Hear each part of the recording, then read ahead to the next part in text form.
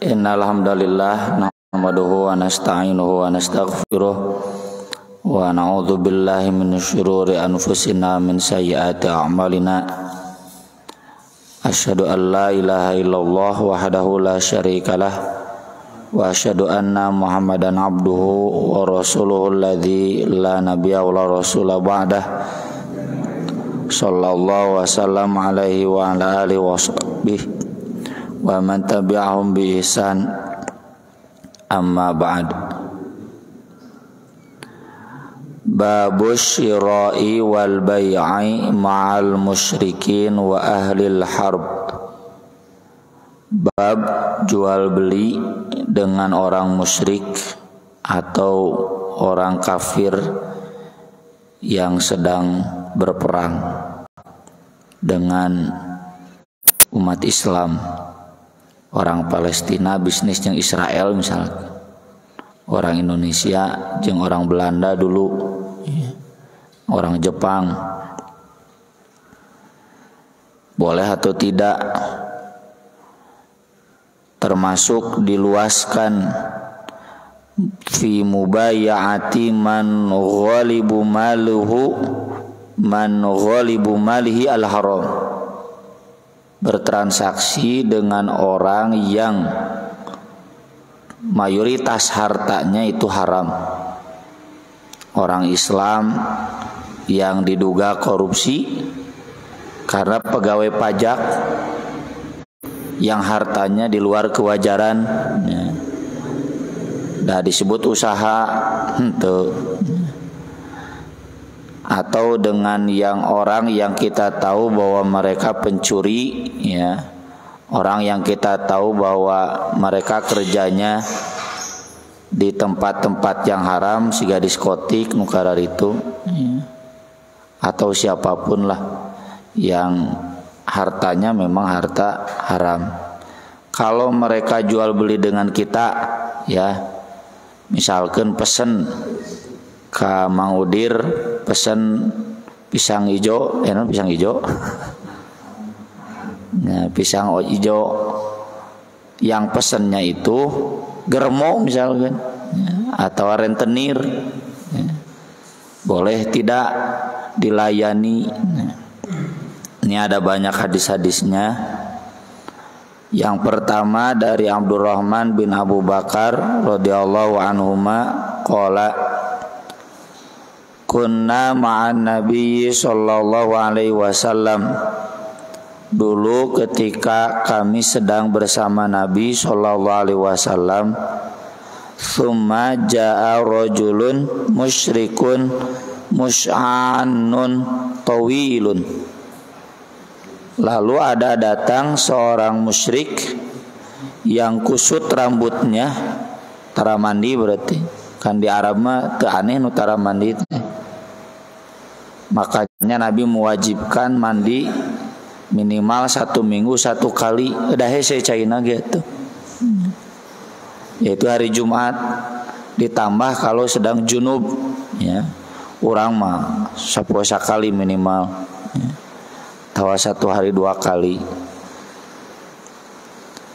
Tawil, tinggi badannya, bi ghanamin yasukuha, menuntun kambing. Faqala Nabi sallallahu alaihi wasallam, Nabi sallallahu alaihi wasallam bertanya, bai'an am atiyatan am hibatan. Ini kambing mau dijual, mau dikasihkan? Kata dia, la bal bai'un, enggak, ngunah we cen, jual, mau dijual, ya. Fashtaro minhu syatan, lalu Nabi membeli darinya seekor kambing. Jadi kalau gonam itu banyak bawa kambingnya, lalu Nabi beli seekor. Ini jadi dalil boleh bertransaksi dengan orang kafir. Yang orang kafir itu pastinya mayoritas hartanya berasal dari yang haram, ya, umumnya. Ya contoh ini orang musyrik harbi, ya pasti tinu perang, ya, atau dari praktik-praktik lainnya. Masalah dia dapat harta dari mana, atau Nabi juga tahu umumnya dari mana, ya orang musyrik, itu bukan urusan Nabi. Yang jelas Nabi membeli dari dia dengan cara yang halal. Tentunya kata para ulama dikecualikan kalau membeli itu untuk mendukung orang kafir menjalankan kekafirannya terang-terangan. Misalkan menjual senjata ke orang Israel untuk membunuh orang Palestina, itu mah nggak boleh. Hari itu mah menjual kepada orang kafir, sehingga tadi pisang hijau udah mulai kaitan aja kekafiran itu. Begitu mah menjual salib misalkan ya untuk menyuburkan praktik syirik mereka, ya jangan. Ya kembali lagi ke hukum jual belinya. Ini yang kita perjualbelikan itu yang halal atau yang haram. Ya, kalau yang halal ya halal. Kalau yang haram jangankan ke orang kafir, ke orang Islam juga haram. Termasuk ya ini dalam kaitan mazhab Persis, sebut saja begitu, mengharamkan tahlilan, mengharamkan maulid. Nu pesen ka Mang Ihin jang muludan. Boleh atau tidak? Ya, itu kalau mau konsisten nggak boleh, kecuali Mang Ihin ganti madhab dulu, ya madhab MUI, ya boleh asal tengilu muludana gitu ya. Ya jika ustad onang muludan boleh tidak? Kalau madhab Persis kan enggak, meskipun di jerona mangilu muludan ngaji unggul biasa gitu. Ya kalau madhab MUI, madhab Ustad Aam lah minimal, nggak apa-apa, asal nanti di dalamnya menjelaskan tentang sunnah Nabi. Ya, karena memang umumnya di lembur-lembur ngaji itu 2 kali muludan yang rajaban. Ya. Di luar eta mata raya pengajian. Ya. Jadi umat Islam nyasi sana malam Jumat pujian gitu, Jumat subuh ya.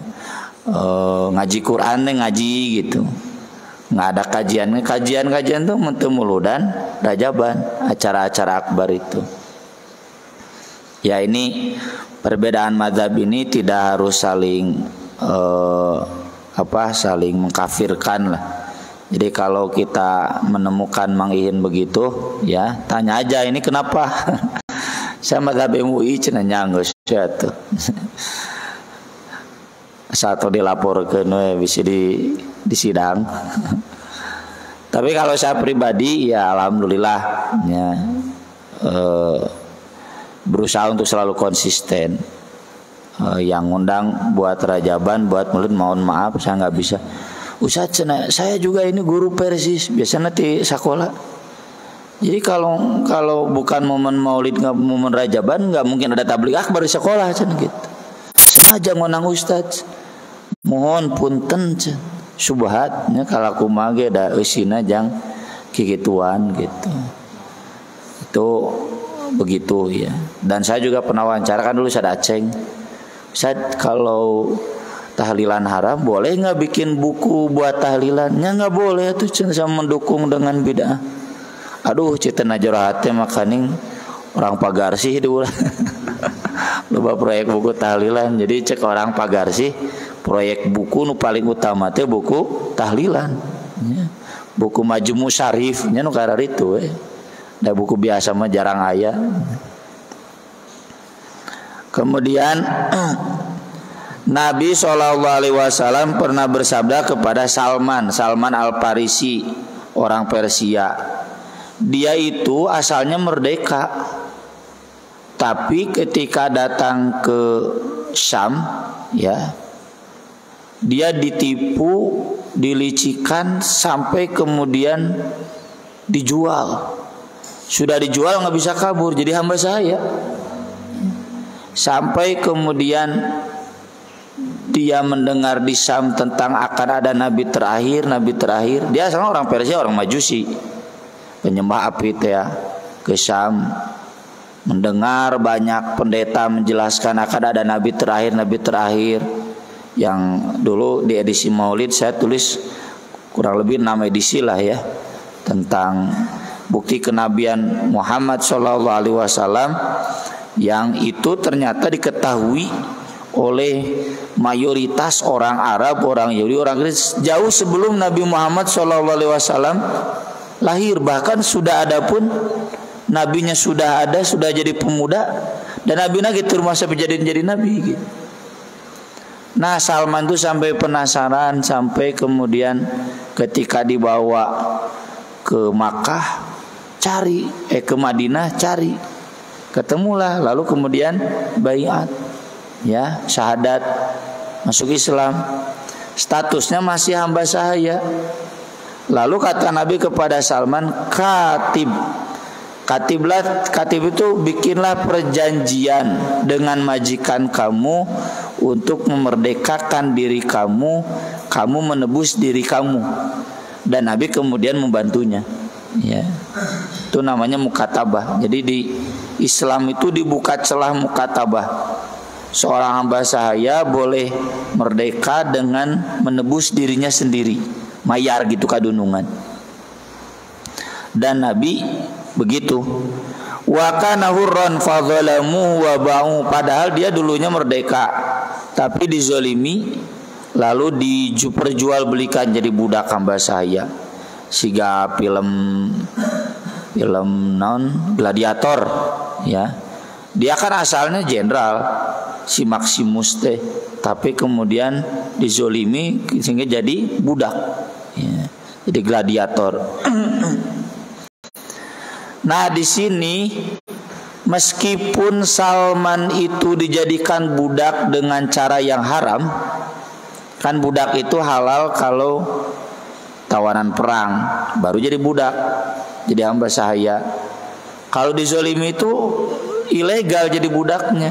Tapi karena status Salman sudah jadi hamba sahaya, si orang kafir itu tetap Nabi memberlakukan transaksi yang biasa, tebus diri kamu gitu, enggak memaksa ke orang kafir ini bebas, dia dulunya merdeka bukan hamba sahaya, enggak begitu. Ya meskipun asal muasalnya dia dizolimi dengan cara yang haram, tapi karena statusnya itu sudah jadi hamba sahaya milik si A, Nabi tetap menebusnya dengan cara yang syariat, ya.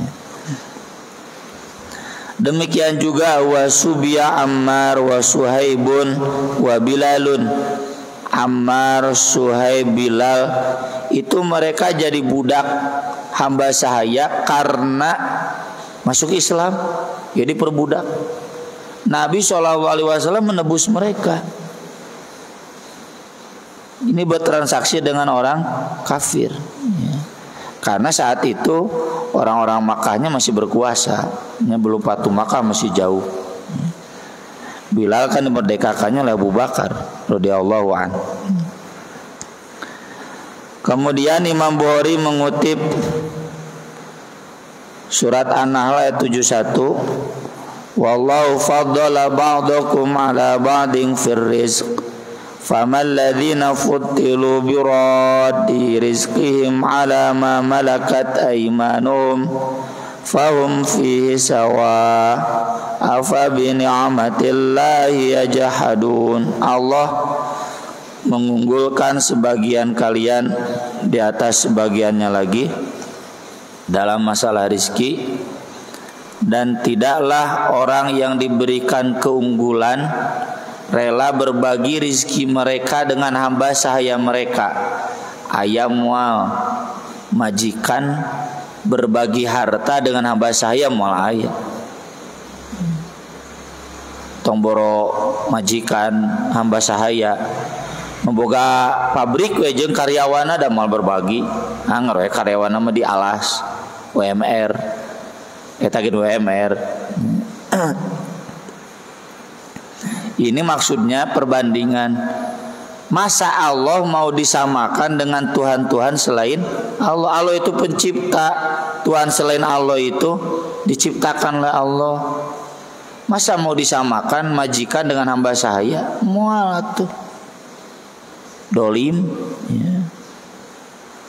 Ini kamu majikan masa mau berbagi dengan hamba sahaya? Mual. Fahum fi sawa, sehingga jadi sederajat. Hamba sahaya dengan majikan itu jadi sederajat. Mual mungkin. Afa bi ni'matillahi yajhadun. Kenapa terhadap nikmat Allah mereka mengingkari? Nikmat iman termasuk nikmat rizki yang kemudian dipersembahkan kepada selain Allah. Sesajen pan biadabnya nurun ke rizki Gusti Allah tuluy susuguh ka selain Allah. Ini mengajarkan bahwa tidak bisa semua hal di dunia ini dianggap sama. Orang barat itu kan selalu persamaan yang disarwakeun kabeh nggak mungkin. Yang baik dan yang buruk nggak bisa disamakan. Demokrasi memang tidak Islami, meski ini cara yang terbaik sekarang. Ya. Demokrasi tidak Islami. Piraku Pak Haji disarwakeun jeung pejinah pelacur. Ya. Sorana kuduna Pak Haji teh 100, pelacur hiji kuduna teh gitu. Ya. Penghitungan suara teh ngan bekili lawe hitung suara model gitu. Jadi ahli masjid guna teh 10, utara ka masjid sorana hiji insyaallah meunang. Enak udah disarwakeun atau disarwakeun malah bakene nu teu balik dibanding nu balik. Jadi nepikeun ka iraha oge make sistem demokrasi mah hese. Meski ini masih cara terbaik hari ini gitu. Di sini istidlalnya disebutkan hamba sahaya, artinya Allah membenarkan hamba sahaya, dan ini ditujukannya ke orang kafir, ya. Jadi meskipun itu ada di orang kafir diakui oleh Allah sebagai hamba sahaya, artinya diperjualbelikan halal. Berjual beli hamba sahaya dengan orang kafir halal. Kemudian hadis berikutnya tentang Nabi Ibrahim yang ditangkap oleh Fir'aun. Ini hadisnya panjang ya. Ketika Ibrahim masuk Mesir, Nabi Ibrahim diberitahu karena Siti Saroh itu cantik luar biasa. Itu cenah istri kamu, jangan sampai ketahuan Fir'aun. Fir'aun mah teu kaop apal aya awewe nu geulis dirampas. Ya, dijadikan selir, dijadikan hamba sahaya, pokoknya dirampas. Apalagi itu istri orang lain gitu. Maka kemudian ketika Ibrahim dipanggil oleh Firaun karena tahu bahwa istri yang cantik, Ibrahim ditanya, itu siapa yang bersama kamu? Ini saudara saya. Beres bertemu Firaun, Ibrahim buru-buru ketemu Siti Saroh. Saya tadi ditanya, kamu adalah saudara saya. Maksud saya, kata Ibrahim, saya nggak tahu di muka bumi ini yang beriman kecuali saya dan kamu. Jadi saudara seagama. Nanti kalau kamu ditanya oleh Firaun, kamu jawab kamu saudara. Lalu kemudian begitu Siti Saroh pun mengaku saudara, agar tidak langsung dirampas, tapi tetap nggak dilepaskan, dimasukkan ke dalam ruangan. Firaun siap-siap nyantok ke Siti Saroh, tapi Siti Saroh kemudian wudu, ya. Di sini disebutkan faqamat tawaddu wa tusalli, wudu salat. Lalu Siti Saroh berdoa dalam salatnya, Allahumma in kuntu amantu bika wa bi rasulik, sungguh saya beriman kepada Anda dan Rasul Anda. Wa ahsantu farji illa ala zauji, saya sudah menjaga kehormatan diri saya kecuali ke suami saya. Fala tusallit alayyal kafir, Jangan sampai ada orang kafir yang berhasil menguasai saya. Fir'aun masuk, mendekat, tiba-tiba kakinya ada yang narik, termasuk tangannya. Gitu ya, mundur. Gagal. Dicoba lagi hari keduanya, dicoba lagi hari ketiganya, sampai 3 kali. Setiap kali Fir'aun masuk, Siti Saroh langsung wudu, sholat, berdoa kayak tadi. Udah gitu kemudian dia panggil Nabi Ibrahim. Ini bukan wanita, ini setan cina gitu. Cek Fir'aun deh gitu. Wallahi ma ursiltum ilayya illa syaitanan. Demi Allah, kalian gak bawa apa-apa pun ke saya kecuali setan. Sana bawa pulang. Tapi kemudian Fir'aun memberikan Hajar, Siti Hajar kepada Nabi Ibrahim. Ada yang menyebut Siti Hajar itu hamba saya, tapi ada yang menyebut bukan hamba saya, perempuan Mesir yang sangat cantik. Buktinya keturunannya Ismail, bersih bodas. Awe Mesir nu garelis kumaha juga Cleopatra lagi. Aya filmna. Kan Cleopatra teh ratu cantik. Ya. Dan kemudian diperistri oleh Nabi Ibrahim. Jadi Nabi Ibrahim istrinya dua anak garelis. Yang kemudian baru punya anak dari Siti Hajar. Siti Saroh belum punya anak. Dan kisahnya kemudian sebagaimana pernah saya tulis di Buletin At-Taubah, sampai Siti Hajar diungsikan ke Masjidil Haram yang sekarang. Nah, di sini ada pemberian hibah dari Fir'aun kepada Nabi Ibrahim, dan Nabi Ibrahim menerimanya. Dan Nabi Muhammad SAW menceritakannya. Artinya berarti boleh menerima hibah dari orang kafir, asal hibahnya hibah nu halal, lain hibah babi gitu. Ya. Kok mau diberi aja Nabi Ibrahimnya, nya istrinya gelis, terima saja. Kemudian hadis berikutnya ini tentang Utbah bin Abi Waqqas yang dia berzinah dengan hamba sahayanya Zam'ah sampai punya anak. Lalu ketika Utbah mau meninggal, dia pesan ke saudaranya Sa'ad bin Abi Waqqas, Sa'ad, itu anak Zam'ah, anak saya, lihat aja mirip dengan saya. Saya dulu ketika jahiliyah zina dengan ibunya hamba saya dari Zam'ah. Tapi ketika mau diambil oleh Sa'ad, ditolak oleh kakak-kakaknya. Zam'ahnya sudah meninggal, ibunya sudah meninggal. Kata kakak-kakaknya, ini adik saya. Enggak, cara begini. Lalu dilaporkan ke Nabi. Kata Nabi, walaka ya Abd, ambil oleh kamu Abd bin Zam'ah kakaknya, itu adik kamu. Al-walad lil firash, anak itu milik pemilik kasur. Karena dilahirkan ketika ibunya jadi hamba saya Zam'ah, kan hamba saya itu boleh sekasur ya dengan majikannya, boleh tidur. Anak itu milik pemilik kasur, maka anak itu anak Zam'ah. Walil akhir al-hajar, bagi pelacur, bagi pezina, dia harus dilempar batu sampai mati. Ya, maksudnya dihukum mati. Nah, ini juga menunjukkan bahwa ada perbudakan di zaman jahiliyah yang kemudian dilegalkan oleh Islam.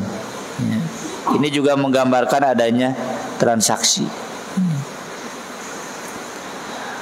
Kemudian dalam riwayat lain, Abdurrahman bin Auf pernah memarahi Suhaib ittaqillah wa la tad'i ila ghairi abik. Hei kamu, takwa kamu kepada Allah, jangan kamu mengaku-ngaku kepada selain bapak kamu. Itu karena Suhaib kalau ditanya anak siapa, saya Suhaib bin Sinan bin Malik bin Abdi Amr bin Uqail, nasab orang Arab. Tapi wajah Suhaib wajah orang Syam, orang Barat. Lidahnya juga lidah orang Syam, lidah Barat, lain lidah Arab gitu. Jadi kalau ngomong Arab itu bentes. Tapi dia ngaku bapaknya Sinan orang Arab.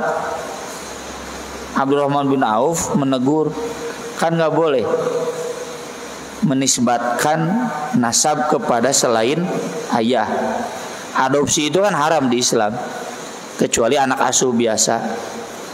Adopsi itu jadi anak asli bapaknya si eta nggak boleh, ya nggak boleh menghilangkan keturunan ayah dan anak. Nah ini ditegur oleh Abdurrahman bin Auf, nggak boleh kamu kan sudah bukan orang Arab, wajahna bule gitu, ngomong bule, bisa ngomong bahasa Arab dengan tebentes. Jika orang Cina, orang Jepang ngomong Sunda, ngomong Indonesia pun tebentes. Yang sudah lama di Jepangnya, bukan yang orang Cina nulis lila di Bandung. Lalu kata Suhaib, ma yasuruni annali kadza wa kadza. Saya tidak bahagia kalaupun saya mengaku anak anu wa anni qultu kadza, karena saya akan mengatakan demikian. Begini, saya anak Sinan, saya orang Arab. Walakinni suriktu wa ana sobi, tapi saya dulu ketika kecil saya dicuri, lalu dibawa ke Syam, dididik di Syam, ke orang bule, jadi bule gitu. Ya, siga Barack Obama dagis teu bisa ngomong Afrikana, najan ai Barack Obama tinggali Afrikana gitu hideung, ya. Atau siapapun yang sejak kecil udah dibawa ke luar negeri. Atau adina Barack Obama kan lahirnya di Indonesia, bapaknya orang Indonesia, tapi dagis teu bisa ngomong bahasa Indonesia nu bentes. Jika orang Amerika sudah pasti bahasa Inggris. Itu jadi penjelasan, karena memang saya orang Arab, cuma saya dicuri sejak kecil lalu dijual ke orang-orang bule sehingga saya seperti orang bule, jadi ngomong bahasa Arab itu bentes. Nah ini juga menunjukkan perbudakan dan kemudian nanti dimerdekakan Suhaib itu oleh Nabi dari orang kafir yang meskipun jadi hamba sahayanya secara ilegal. Nu tadi tehnya siga Salman Al Farisi, ya, tetap dibeli.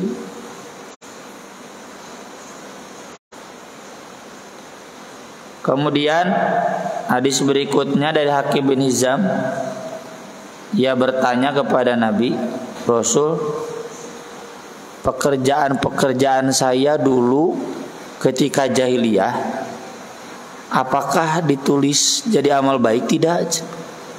Silaturahimnya, memerdekakan hamba sahayanya, sodakohnya, dulu dikerjakannya ketika kafir. Sekarang saya udah masuk Islam, itu amal itu dicatat nggak cenah amal soleh? Maka Nabi SAW menjawab, aslamta ala ma salafalaka min ajrin. Ketika kamu masuk Islam, pahala kamu yang dulu ikut terbawa. Ini jadi pengakuan dari Nabi tentang sahnya amal baik ketika diamalkan kafir, tapi syaratnya masuk Islam.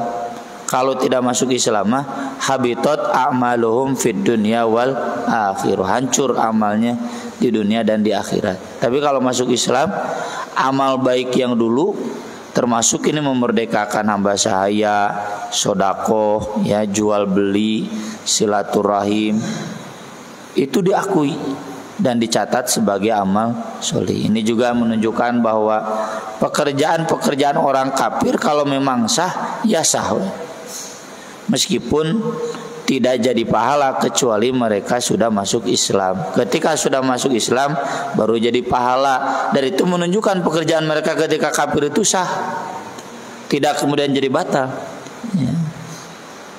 Ini jadi dalil juga bahwa boleh bertransaksi dengan orang kafir. Sekian yang bisa saya bahas, hadis-hadis yang ada dalam Sahih Bukhari, mudah-mudahan bermanfaat. Mangga bilaya pertarosan.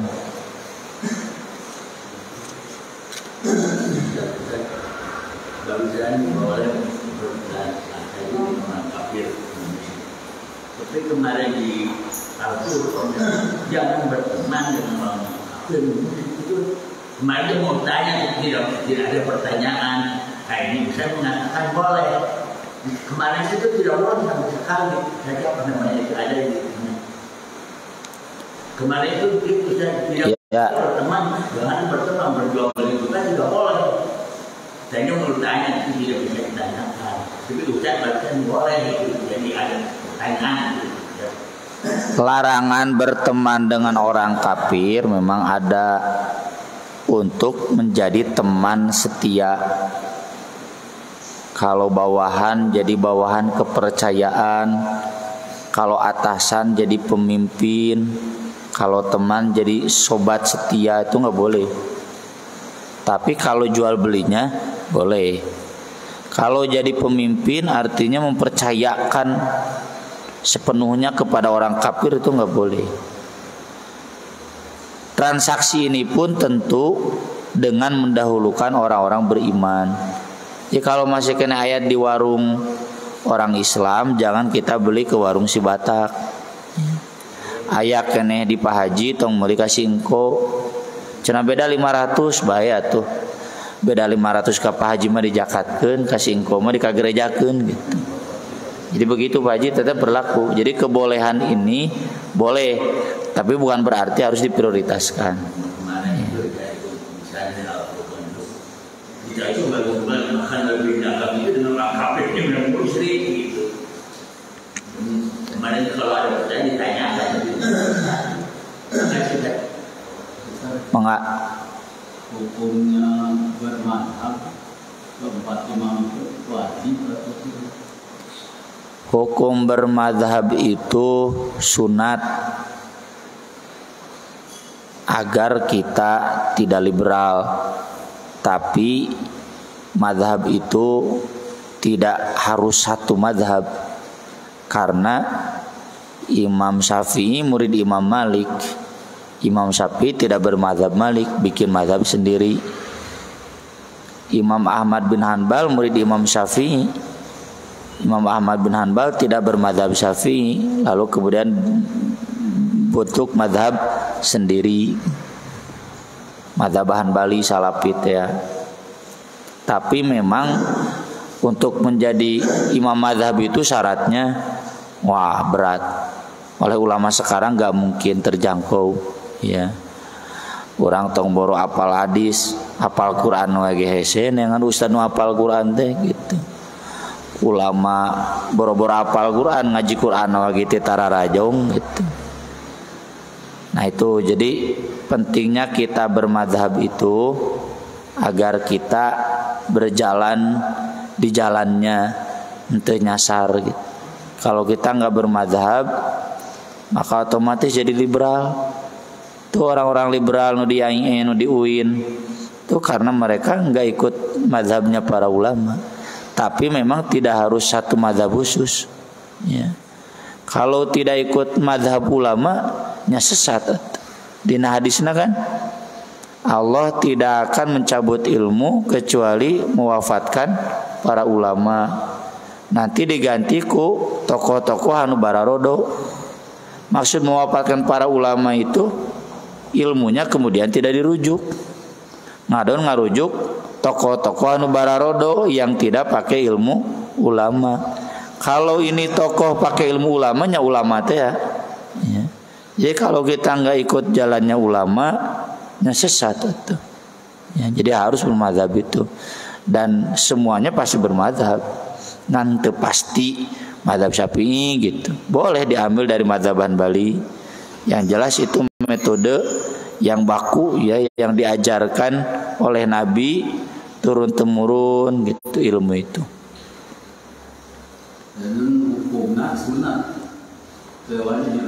Sunat untuk satu madhab wajib dalam pengertian merujuk para ulama madhabnya.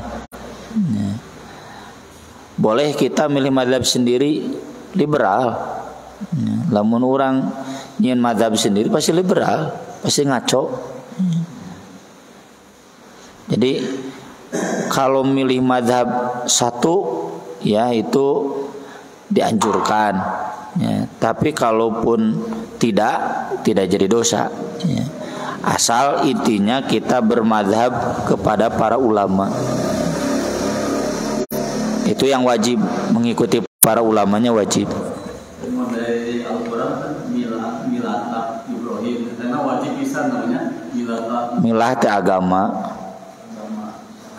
milah, agama Ibrahim, agama Islam. Milah mah agama.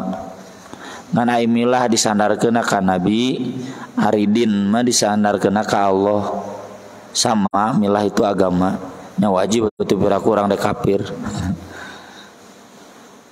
Ini orang yang dapat uang togel harus diberikan kayak gimana? Dapat apa? Uang togel. Kita tidak menawarkan kepada orang yang sudah mendapatkan uang togel itu.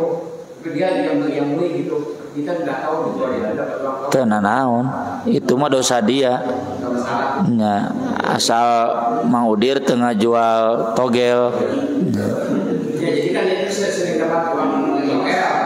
Beli kepada kita. Ya, nggak apa-apa.